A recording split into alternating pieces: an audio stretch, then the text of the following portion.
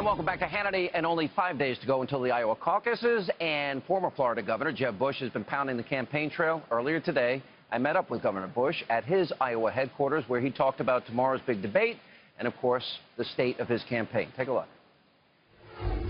All right, we are here. Governor, good to see you. We're in Des Moines. Yeah. At your headquarters. It goes way back there. Yeah. How you all doing? This is a phone bank. How you guys doing?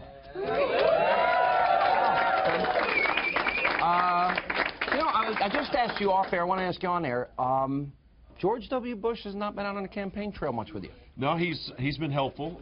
He's raised money, but we're going to get him out, get the old boy off, dust him off, and get him out there. See if he has the same skills. I think he does. Yeah. He turns out to be the most popular Republican in that's alive.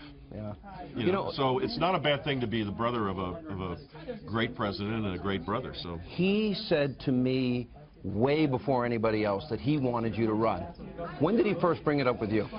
He has been consistently that way for the last 3 or 4 years. And, you know, George, he's disciplined and focused, and he just, look, he's one of the guys that served in that office. He knows what it takes, and we need leadership right now, and I think he thinks I can do it. All right, we have the final debate, 5 days out of Iowa. We had some news where one of your competitors is not going to be showing up, apparently. What is your reaction to that? Well, first of all, if he can't deal with Fox News questions, then how's he going to deal with Putin? My response is that this is, we're running for the presidency of the United States, and if Donald Trump actually believes that he's been treated unfairly by the press, I mean, that's pretty laughable given how he manipulates the press like he's like a, you know, violinist playing a Stradivarius. He just totally...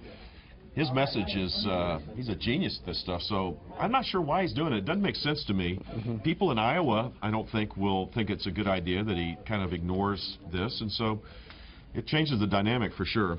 Yeah, one of the things that has surprised me, I mean, there has been movement in the polls, but the last couple of months, really just between Cruz and Trump, why not any more movement in the polls? That's sort of been static in my mind. What do you think? Well, the national polls don't matter, and they are static. Yeah. You see a little bit moving on the top two. Everybody else is pretty much where they've been. But in the early states, there's been some pretty good movement. I mean, in New Hampshire, we're making a move. Well, you've also come up nationally. I've seen in Reuters in double digits, and I saw you in double digits in New Hampshire. Yeah. Define success in Iowa for you. Beating expectations, for sure, and we've got the team to do it. I'm totally confident that we're going to be able to do that. Look, as people get closer to this, they want to know, do you have a steady hand? Do you have a backbone? Can you make tough decisions? And the advantage of being a governor, a reform-minded governor, comes into play because others talk about what they'll do. I can tell people what I want to do, but also what I did. And that's a big advantage. When I first interviewed you about a year ago at CPAC, I went over your record.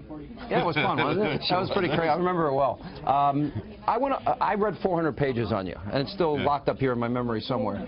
But I read your record as governor and the jobs you created, and you went to a AAA bond rating, and you were the first state to implement vouchers, et cetera. Yeah.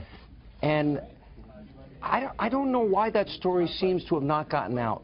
It seems that early on, the narrative on you with conservatives was immigration and Common Core, but not the record. Yeah. What do you say to people? So when I go do town hall meetings in Iowa, which I'll do about 8 of them between now and Monday, and New Hampshire, I can tell the Jeb story unvarnished by the intermediaries. And that's a story of the most conservative, reform-minded governor in 30 years in the country, bar none. And that story is one Tell us that story for the people that maybe don't know it. I mean, I know you've done a lot of interviews. You've talked some about it, talked in the debates about it. So we cut taxes every year, totaling $19 billion. We eliminated career civil service protections for state workers and reduced the government workforce by 11%. 3 million people moved to Florida during my time. They voted with their feet. We were one of 2 states to be AAA bond rated. We ended affirmative action and replaced it with a leadership model that actually allowed for more minorities to attend our universities. We created an environment where 1.3 million jobs were created. We led the nation in small business growth. It's a record. Balanced budget, surpluses. $9 billion of surpluses. 8 hurricanes, 4 tropical storms in 2 years. No one complained about Florida's leadership. By the way, in New York, they're still plowing the streets that they haven't touched from last Saturday's snowstorm. Yeah, that was a pretty big storm, but 8 hurricanes and 4 tropical storms and $150 billion of losses. you know, we put on our big boy pants, didn't complain, didn't blame the federal government. We went out and did it. Yeah. And on education, no one comes close to the record we have in terms of turning the system upside down on behalf of kids. So when I get to tell the full story and then say, you can trust me when I say that I'm going to disrupt what's going on in Washington, because I was a disruptor in Tallahassee.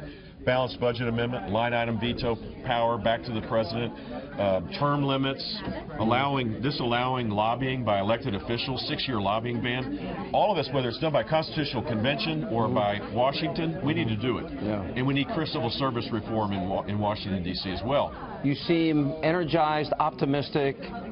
Third place in Iowa? You know, I'm not in the game of predicting all this stuff, but I am. I wake up each day saying, wow, I'm running for president of the United States. This still is the greatest country on the face of the earth. We talk it down a lot, but our military is still second to none. We need to rebuild it. We need to make sure that America is engaged in the world to keep us safe. But this is the time that we should be saying, let's fix these things so that we can lead the world for the next 2 generations at a time. To me, there's nothing more important. Look, I think the economy, I would view America, as the greatest country ever, but in decline, and we need to fix it. Exactly. Stop it. Completely agree. It's our government that's messed up. The American people can still rise up. Definitely. And they need a leader that believes in them. All right, I got to also give you credit.